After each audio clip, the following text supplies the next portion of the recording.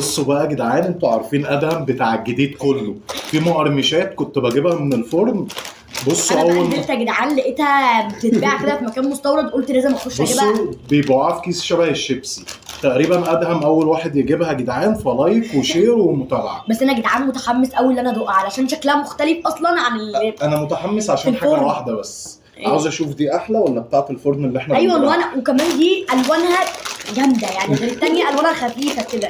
تعالوا نجربها مع بعض. بصوا اسمه فيمو، شكل الكيس اهو. حتى الاسم يا جدعان كده هو قريب من يعني فيلم. شكل الكيس شياكه الصراحه.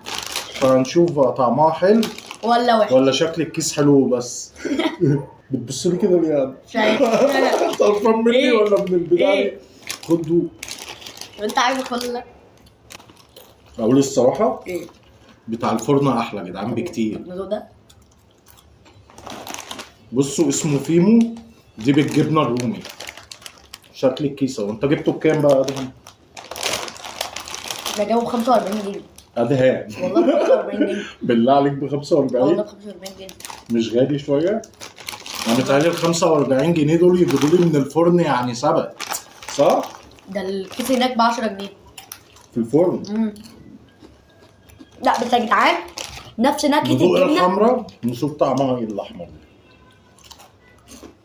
لا جامده جامده ايه اللي جامده والله جامده؟ جامده، نفس الطعم بتاع الفرن بالظبط يا كده. جدعان الاحمر بس بطعم الجبنه، طب بصوا يا جدعان هبقى اجيب ودي لكم، شبه القرطاس. هبقى اجيب مقارنه ما بين الشطه والليمون بتاعه الفرن والشطه والليمون بنفس الفيمو دوت. بصوا هم فيهم 3 اشكال، ال3 اشكال بطعم الجبنه، بس هي الوان بس هو اشكال برضو كده فاهماني. بس تجربه حلوه.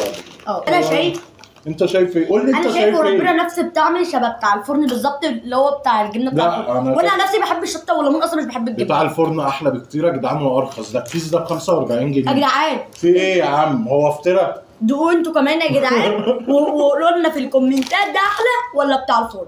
ماشي. يلا يلا. ونشوف بقى مين اللي هيكسب. يلا باي.